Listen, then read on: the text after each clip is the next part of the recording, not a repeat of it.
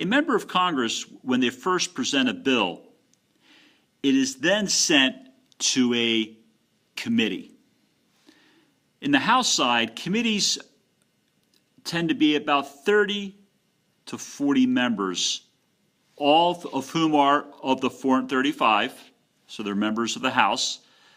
But this smaller group is able to have more focused discussions on the bills that they are researching and learning about. They will call witnesses in to hear expert opinions and expert testimony. For instance, if it's a bill that has something to do about reforming the banking system, they might call before them, Congress might call before them in the committee, the chief executive officer of Bank of America or somebody like that to inform the committee of their expert opinion. After thoughtful discussion, the committee then votes on the bill. And an example we gave above, if it's a 40-person committee, that means 21 voting in favor of it will move it to the full House of Representatives. The full House of Representatives has the opportunity to discuss, debate, perhaps even add amendments, and then eventually the full House will vote on it. And if 218 members of the House of Representatives or more vote yes, that means it goes to the United States Senate. The Senate works much the same way. It is first discussed in committee. Every senator serves on a couple of committees.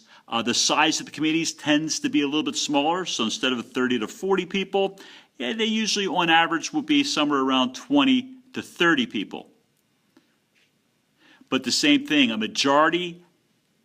majority in the committee think that this is a good bill after bringing expert witnesses and learning as much as they can about is this the right thing or not for the American people, the committee will vote on it.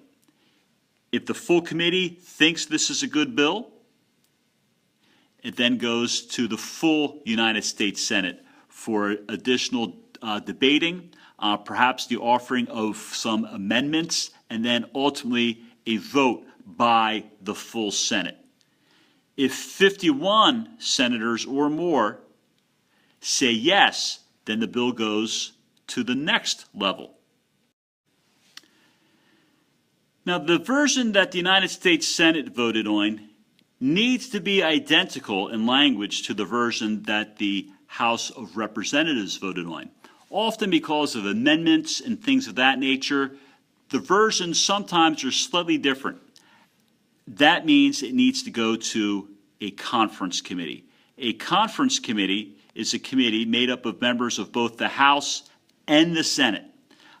They get together and try to hammer out the details so they can come up with a bill that has the same exact language.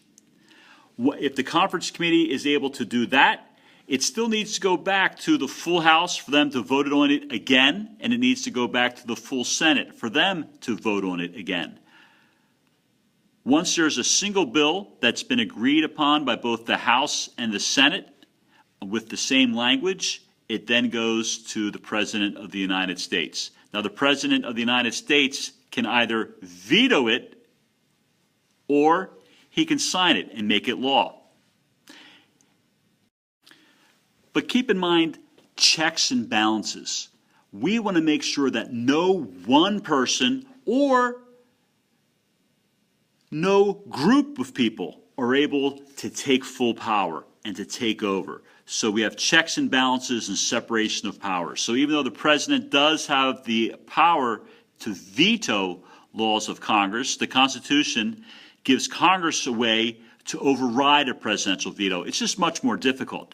Instead of needing 218 votes in the House of Representatives, you need 2/3, which is 290. Very, very, very difficult to get.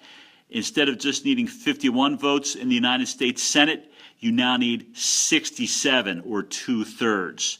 So again, very difficult to do to override a presidential veto, but the power is there. So we are preventing any one person, the president, or any group of people, the House or the Senate, from having too much power or too much control by creating a system of checks and balances and separation of power to make bills become law.